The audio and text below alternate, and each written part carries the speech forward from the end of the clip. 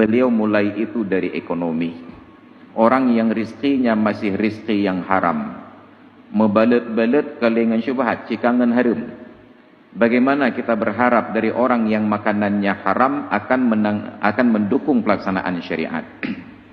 Dan sayangnya, kita memandang rendah dan hina orang-orang yang berzina. Kita grebek orang-orang yang berbuat zina. Tapi saya belum melihat ada orang yang memandang rendah orang yang bertransaksi riba dan menggrebek transaksi riba. Nyan urang mezina kai musom dalam hotel. Ipelit. Dan kita tidak paham bahagian mana dari syariah ini yang memberikan ruang untuk mengganggu orang dalam ruang privat. Syariat hanya mengizinkan untuk melarang kemaksiatan di ruang terbuka, bukan di ruang tertutup. Maka salah satu syarat dari amar ma'ruf nahi mungkar adalah ayyakunal munkaru zahiran bila tajassusin, bahwa kemungkaran itu terlihat nyata di ruang terbuka tanpa harus dimata-matai. Tapi syariat Islam di Aceh dibalik. Yang mezina atas kenderaan, yang mezina babineh jalan, hantai grebek. Tapi yang kata mong lam hotel getup kemaksiatan dari pandangan manusia, gejak petugas jak grebek. Seolah-olah kita ingin sampaikan pesan kepada orang di luar Aceh, kalau kalian datang ke Aceh ingin berbuat zina, jangan masuk kamar hotel. Bak bineh jalan mentang, insya-Allah naik grebek. Nyu syariat nyo.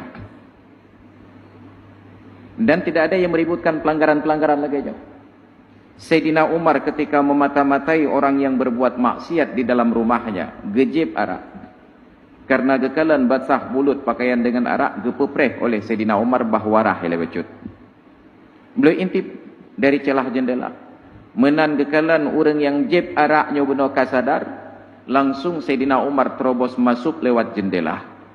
Gemat bajara orangnya gepegah lendrop kata dalam keadaan basah tajib arak. Pemilaan. Bayangkan orang yang berbuat maksiat ditangkap oleh seorang pemimpin yang bernama Umar bin Khattab.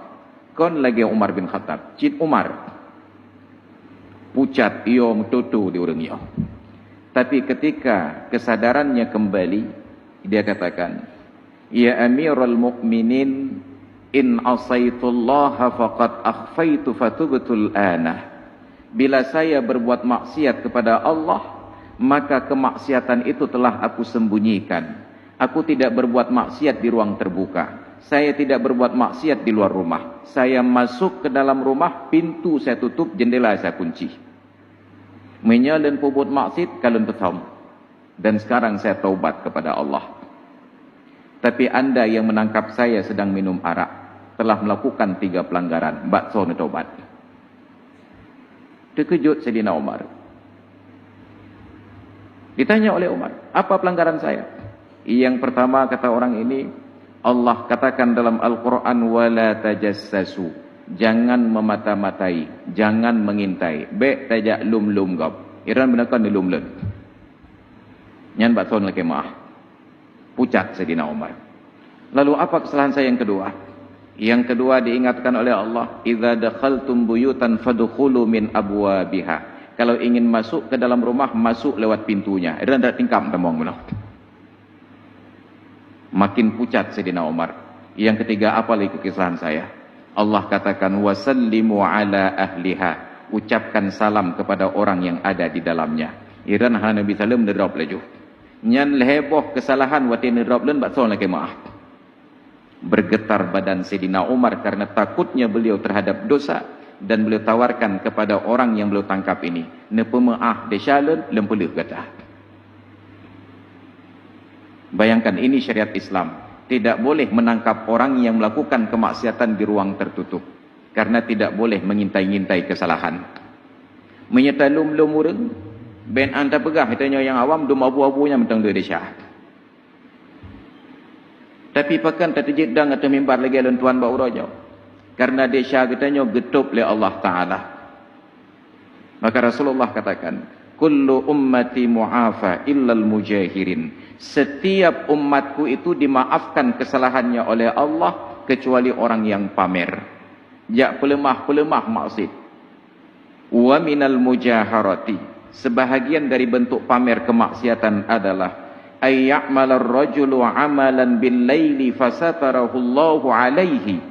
Ada seorang yang berbuat maksiat di waktu malam, Allah sembunyikan kejahatan dan maksiatnya di dalam gelapnya malam. Fayusbiha fayaqulu 'amiltu kadza wa kadza fil barihah. Tapi ketika waktu pagi datang menjelang, dia bercerita, tadi malam saya buat maksiat seperti ini, saya buat maksiat seperti ini. Menyabandum aib kitanya ke pahah oleh Allah.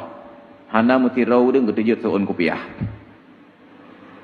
Maka kita tidak disuruh untuk berburuk sangka, tapi disuruh berbaik sangka. Tapi sayangnya, orang yang menzina, kita tangkap, kita grebek. Sedangkan orang yang bertransaksi riba, yang konon dosanya lebih besar daripada 36 kali orang berbuat zina, dapat sejuk lah. Merompok kucuran kredit dengan transaksi riba, umpamanya 100 juta atau 1 miliar, nyandum bahagia di orang yang merompok ribanya benar, geundang tengku, geundang abu, nelangkah rumah tu malam syukuran becut. Syukuran tu, syukuran merompok riba. Nyantam doa mengetah lah. Bermudah rezeki, berselamat, iman, panjang umur. Pekan hanti gagau tajak mendoa bahawa orang berzina. Wa ahallallahu al-bay'a wa harrama riba. Allah halalkan jual beli dan Allah haramkan riba. Maka pernyataan panena bank konvensional dengan bank syariahnya sabancit. Muwa bak kalimat dia. Na'udzubillah summa na'udzubillah.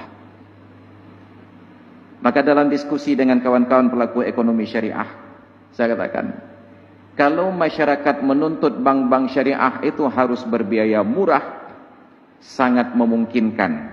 Tapi syaratnya yang syariah bukan hanya bank. Masyarakatnya juga ikut syariah. Jujur ketika berutang, bayar tepat waktu, hanahek badaya tunggai. Tapi kenapa